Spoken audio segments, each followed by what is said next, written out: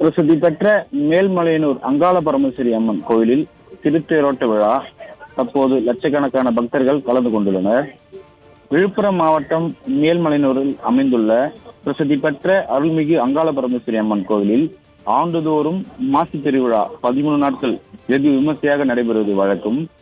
அதன்படி இந்த ஆண்டுக்கான மாசி திருவிழா கடந்த 25/2/2025 அன்று கொடியேற்றத்துடன் தொடங்கி நடைபெற்று வருகிறது. அடுத்து 27ஆம் தேதி மயான கொள்ளை விழாவும் கடந்த 2ஆம் தேதி தீமிதி திருவிழாவும் சிறப்பாக நடைபெற்றது. முக்கிய விழாவான தேரோட்ட விழா தற்போது நடைபெற்று வருகிறது.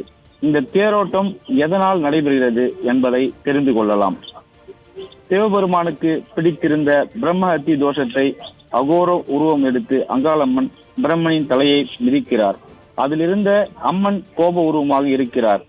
அவரின் கோபத்தை தணிக்க தேவர்கள் மகா விஷ்ணுவிடம் ஆலோசனை கேட்கின்றனர். அவரும் தேவலோக சிற்பி விஸ்வகர்மாவை அழைத்து தேர் உருவாக்கும்படி கூறுகிறார்.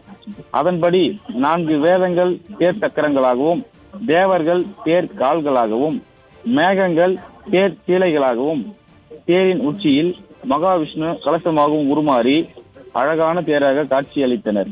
இதை கண்ட அங்காளம்மன் அதன் மீது ஏறி அமர்ந்தார்.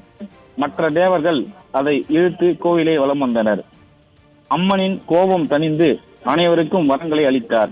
இந்நிகழ்வை நினைவுபடுத்தும் வகையில் ஒவ்வொரு ஆண்டும் பனை, வாகை, பிரியம், காட்டு, சவுக்கு ஆகிய பச்சை மரங்களை கொண்டு புதியதாக செய்யப்படும்.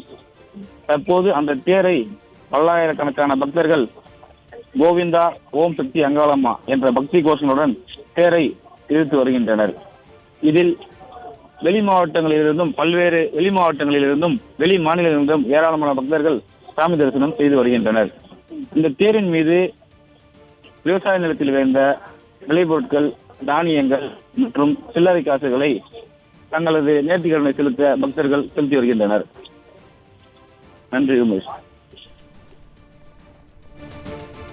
விவரங்களுக்கு நன்றி லோகநாதன்.